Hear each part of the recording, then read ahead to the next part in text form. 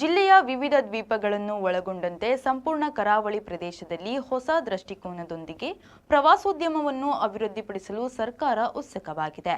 ಇದು ಕೇವಲ ಕರಾವಳಿ ಭಾಗಕ್ಕಷ್ಟೇ ಅಲ್ಲದೆ ರಾಜ್ಯ ಮತ್ತು ದೇಶದ ಭವಿಷ್ಯಕ್ಕೆ ಹೊಸ ಬಾಗಿಲು ತೆರೆಯಲಿದೆ ಎಂದು ರಾಜ್ಯ ಮಹಿಳಾ ಮತ್ತು ಮಕ್ಕಳ ಅಭಿವೃದ್ಧಿ ಸಚಿವೆ ಹಾಗೂ ಜಿಲ್ಲಾ ಉಸ್ತುವಾರಿ ಸಚಿವೆ ಲಕ್ಷ್ಮೀ ಹೆಬ್ಬಾಳ್ಕರ್ ಹೇಳಿದರು. ಸೈಂಟ್ ಮೇರೀಸ್ ಐಲ್ಯಾಂಡ್ನಲ್ಲಿ ಮೊದಲ ಬಾರಿಗೆ 77ನೇ ಗಣರಾಜ್ಯೋತ್ಸವದ ಧ್ವಜಾರೋಹಣವನ್ನು ನೆರವೇರಿಸಿ ಅವರು ಮಾತನಾಡಿದರು. ಈ ದ್ವೀಪ ಸೇರಿದಂತೆ ರಾಜ್ಯದಲ್ಲಿರುವ 116 ದ್ವೀಪಗಳು ಇಷ್ಟು ವರ್ಷಗಳ ಕಾಲ ನಿರ್ಲಕ್ಷ್ಯಕ್ಕೆ ಒಳಗಾಗಿವೆ. ಇಂತಹ ಅಪಾರ ನೈಸರ್ಗಿಕ ಸಂಪನ್ಮೂಲಗಳಿದ್ರೂ ಪ್ರವಾಸೋದ್ಯಮದ ದೃಷ್ಟಿಯಿಂದ ಅವುಗಳನ್ನು ಸಮರ್ಪಕವಾಗಿ ಬಳಸಿಕೊಳ್ಳಲು ನಾವು ವಿಫಲರಾಗಿದ್ದೇವೆ ಎಂದು ಅವರು ವಿಷಾದ ವ್ಯಕ್ತಪಡಿಸಿದರು. ಇತ್ತೀಚೆಗೆ ಮಂಗಳೂರಿನಲ್ಲಿ ಕರಾವಳಿ ಪ್ರವಾಸೋದ್ಯಮ ಅಭಿವೃದ್ಧಿ ಕುರಿತು ಇಡೀ ದಿನದ ವಿಚಾರ ಸಂಕಿರಣವನ್ನು ಆಯೋಜಿಸಲಾಗಿತ್ತು. ಇದರಲ್ಲಿ ಮುಖ್ಯಮಂತ್ರಿ, ಉಪಮುಖ್ಯಮಂತ್ರಿ, ಕರಾವಳಿ ಜಿಲ್ಲೆಗಳ ಜನಪ್ರತಿನಿಧಿಗಳು ಹಾಗೂ ಹಿರಿಯ ಅಧಿಕಾರಿಗಳು ಭಾಗವಹಿಸಿದ್ದರು ಎಂದು ಅವರು ಮಾಹಿತಿ ನೀಡಿದರು. ಗಣರಾಜ್ಯೋತ್ಸವದ ಹಾರ್ದಿಕ ಶುಭಾಶಯಗಳು. ಇಂದು ನಾವು ಗಣರಾಜ್ಯೋತ್ಸವದ ಸಂಭ್ರಮವನ್ನ ಆಚರಿಸ್ತಾ ಇದ್ದೇವೆ. ಈ ಸಂದರ್ಭದಲ್ಲಿ ಬಹಳ ಅಪರೂಪದ ಕಾರ್ಯಕ್ರಮದಲ್ಲಿ ನೀವೆಲ್ಲರೂ ಭಾಗವಹಿಸಿದ್ದೇವೆ.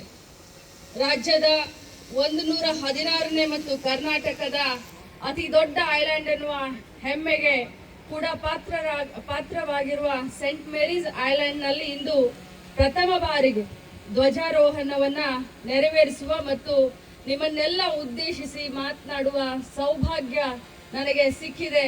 ನಾನು ತುಂಬಾ ಪುಳಕಿತಲಾಗಿದ್ದೇನೆ. ನಾನು ಬರುವಾಗ ಮೊಟ್ಟ ಮೊದಲ ಬಾರಿಗೆ ಕರಾವಳಿ ಕಾವಲು ಪಡೆಯ 11 ಬೋಟ್ಗಳನ್ನು ಇನ್ಸ್ಪೆಕ್ಟ್ ಮಾಡುತ್ತಾ ಬಂದೆ. ಇದು ನನಗೆ ಬಹಳಷ್ಟು ರೋಮಾಂಚನಕಾರಿ ಅನುಭವವಾಗಿದೆ ಎಂದು ತಮ್ಮ ಹತ್ರ ಹಂಚಿಕೊಳ್ಳಲಿಕ್ಕೆ ನನಗೆ ಬಹಳಷ್ಟು ಹೆಮ್ಮೆ ಅನಿಸುತ್ತೆ.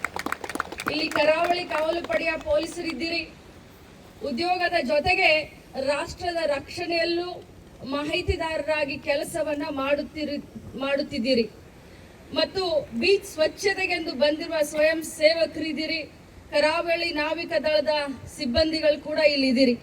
ನಮ್ಮ ದೇಶದ ಸುರಕ್ಷತೆಗಾಗಿ ಮತ್ತು ನಮ್ಮ ದೇಶದ ಜನರ ಸುರಕ್ಷತೆಗಾಗಿ ತಮ್ಮ ಜೀವವನ್ನೇ ಪಣಕ್ಕಿಟ್ಟು ಹಗಲು ರಾತ್ರಿ ಕೆಲಸ ಮಾಡುತ್ತಿರುವ ನೀವೆಲ್ಲ ನಮ್ಮ ದೃಷ್ಟಿಯಲ್ಲಿ ನಿಜವಾದ ದೇಶಭಕ್ತರು ಮತ್ತು ನಿಜವಾದ ಹೀರೋಗಳು ಎಂದು ನಿಮ್ಮ ಸೇವೆಗೆ ನಾನೊಂದು ದೊಡ್ಡ ಸಲಾಮನ್ನು ಸಲ್ಲಿಸಲಿಕ್ಕೆ ಇಚ್ಛೆ ಪಡಿಸ್ತೇನೆ.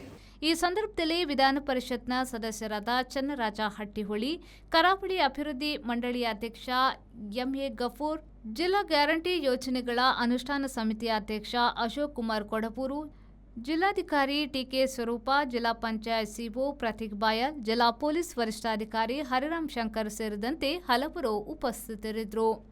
ಶ್ರೀಜಿತ್, ವಿ4 ನ್ಯೂಸ್, ಉಡುಪಿ.